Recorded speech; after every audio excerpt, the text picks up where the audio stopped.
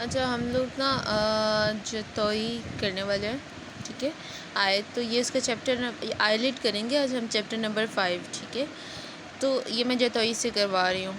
अच्छा, सबसे पहले हमने आईलिड जो है ना, आई फोकस करें टू द पॉइंट जो है वो स्टार्ट पे फोकस करूँ। जो स्टार्ट वाली लाइन होती है, सब्सक्राइब मेरे किसी भी वीडियो में नहीं होती, एनीवेज। अच्छा, तो ये जो आईलिड है, आईलिड में मतलब हम इसको स्टार्ट करना है, या इसके चैप्टर में ना डिफरेंट डिजीज़ हैं जो आपने पढ़नी है, सही।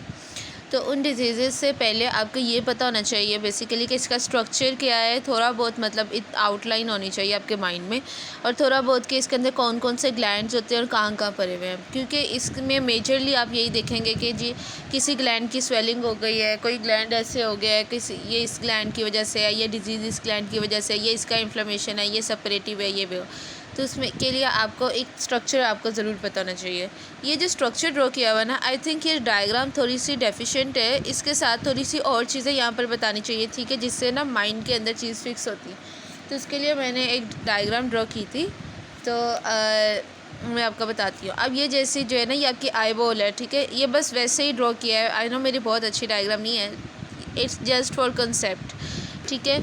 अब ये जो आई बॉल है, ठीक है, और इसके आगे क्या है, हमारी आई बॉल के आगे क्या पड़ा होता है, एक ऊपर होती है हमारी आईलिड, एक आईलिड नीचे होती है, और ये सामने से आई लैशेज़ निकल रही होती हैं। अब आपके माइंड में कुछ चीज़ फिक्स हो रही होगी कि अच्छा कैसे मतलब होती है या क्या चीज़ है, इस तरह ना। तो समझ नहीं आ रही थी क्या ये एक मतलब टिश्यूज़ है, क्या एक चीज़ क्या रखी हुई है इस तरह। तो ये ओरिएंटेशन के लिए ये देख लें, उसके बाद आपके डायग्राम समझ आ जाएगी। अब आप देखें, ये जो ए से लिखा है ना, ये अपर आईलिड है, ठीक है, जिसको आप याद है बचपन में ऐसे भी कर लेते होते थे इन्वर्ट करके अंदर को। तो ये अपर आईलिड है, ये आपकी आंख है, ठीक है, पीछे, ठीक है, सारी।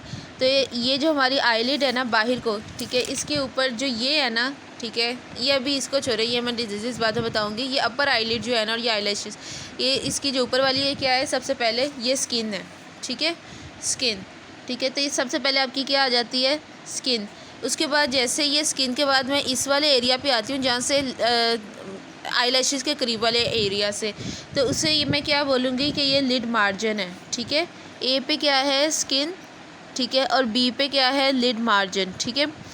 और उसके बाद जो है हम ये देखें, इसके अंदर मेरी जो ये आईलिड है, इसके अंदर क्या है, इसके अंदर एक ऑर्बिक्युलरिस मसल है, और ये पीछे टार्सल प्लेट पड़ी हुई है, ठीक है। तो सी क्या है हमारे पास के ऑर्बिक्युलरिस है, ठीक है, जिसको कौन सप्लाई करती है, फेशियल नर्व, ठीक है। तो ये तो बचपन की बात है ना, आपने सेकेंड ईयर एनाटमी में पढ़ा हुआ है। और जो डी है, ये क्या है, टार्सल प्लेट, ठीक है, जब हम छोटे होते थे, सेकेंड ईयर में होते थे, तब की बात है। और उसके बाद जो है, अब आप देख लो कि ये स्किन थी, ठीक है, यहाँ पे लिड मार्जिन है, अब ये अंदर को जा रही है। अंदर को जाके जो मैंने पैरेट से किया है ना, ये आपका पाल्पेब्रल कंजंक्टिव है, ठीक है।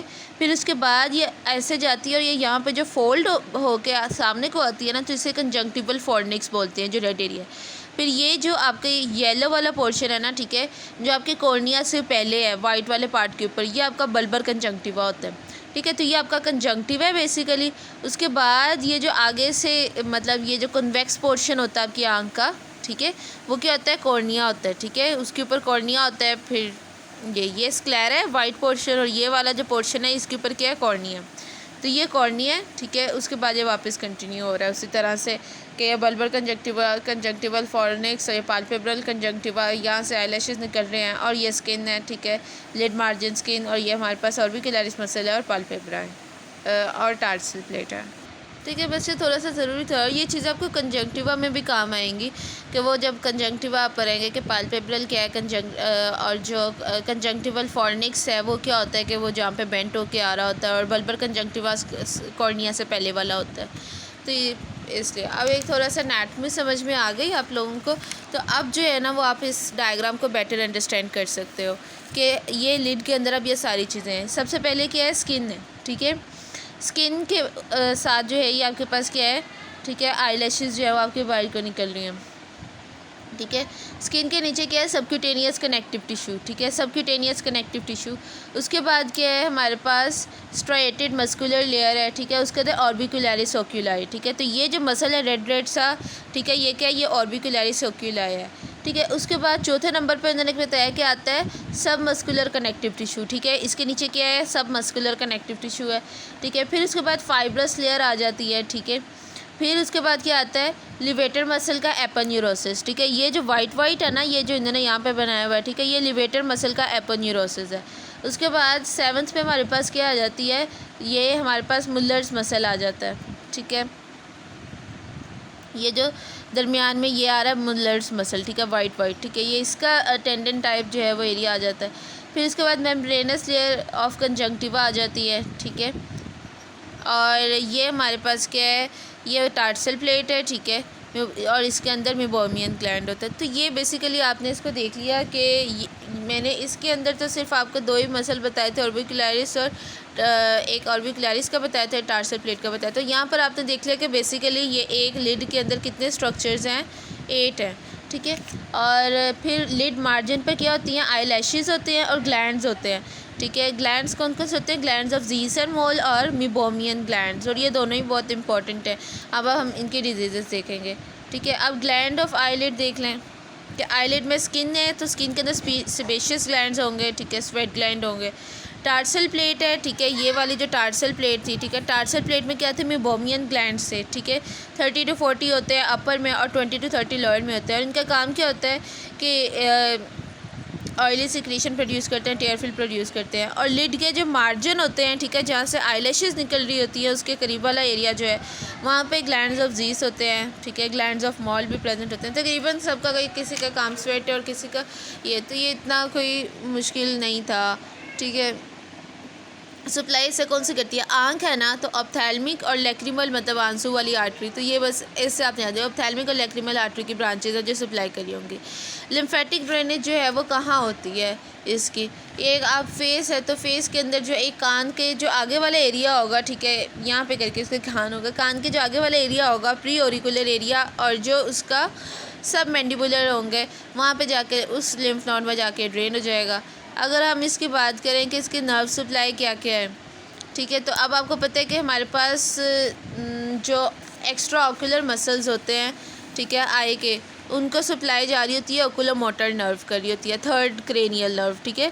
तो इसी तरह से जो लिवेटर मसल है, ठीक है, इसको जो आईलिड को आपको ऊपर उठा रहा है, इसको सप्लाई करती है 3rd नर्व। और जो ऑर्बिकुलरिस सर्कुलर, ये फेस का मसल है, इससे सप्लाई करती है फेशियल नर्व, ठीक है। और बाकी सिंपैथेटिक नर्व फाइबर्स होते हैं। ये यहाँ से आए कि ये हो गया हमारे पास के मसल्स को कौन सप्लाई कर रहा है, और सेंसरी नर्व्स जो हैं उनको कौन सप्लाई कर रहा है। तो वो आपने 3 चीज़ें याद रख लेनी है। एक आपने याद रख लेना है कि ट्रॉक्लियर होता है, ठीक है। फिर आपने जो है वो याद रख लेना है कि ऑर्बिटल होती है, ठीक है, ऑर्बिट है ना, हम ऑर्बिट के अंदर है ना। और तीसरा आंसू से आपने याद रख लेना है लैक्रिमल, और इन सब का सुपीरियर इन्फीरियर बना देना है, ठीक है।